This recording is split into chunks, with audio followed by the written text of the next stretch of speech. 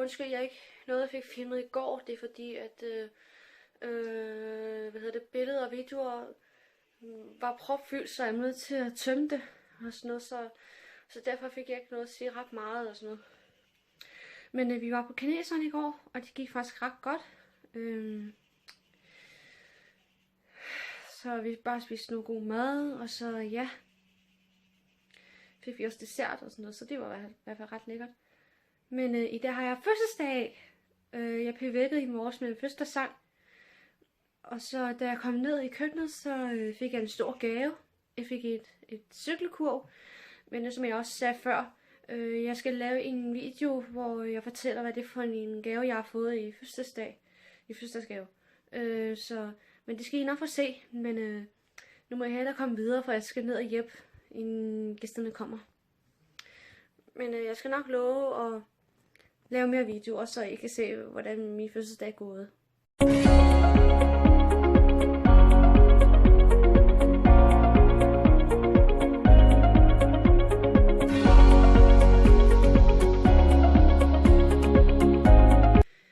Ja, nu var det ikke så længe gæsterne kommer. Jeg tror, det er cirka om en time eller sådan noget. Så nu kan jeg bare slappe af, for vi har både fået bagt og fået lavet lavkage og sådan noget, så det hele er på plads. Så nu kan jeg bare slappe helt af. Og så kommer mine 2 veninder, Diana og Dorte, og så kommer mine niecer, Merle og Melia, og så kommer min storebror og hans kæreste, og min bonusbror og hans kæreste og hans 2 børn, og min bonussøster og med hendes kæreste. Og så kommer min moster og onkel. Hvad var det nu mere, der kommer? Det kan jeg ikke lige huske. Nej, jeg tror det var kun os nu. Så, men jeg glæder mig til at se, hvad det er for nogle gaver, jeg får. Men jeg havde ikke sådan en rigtig stor ønsker eller sådan noget. Men det får I se, hvad jeg får i fødselsdagsgave. Så jeg må ellers slappe af.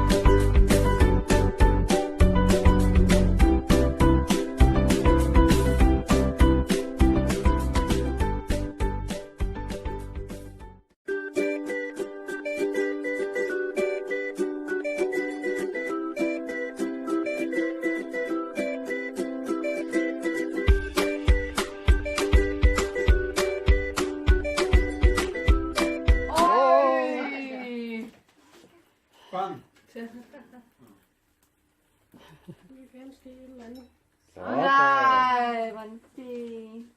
Nej. Og så skulle der have været musik. Oh my. Wow. Tillykke! Tillykke!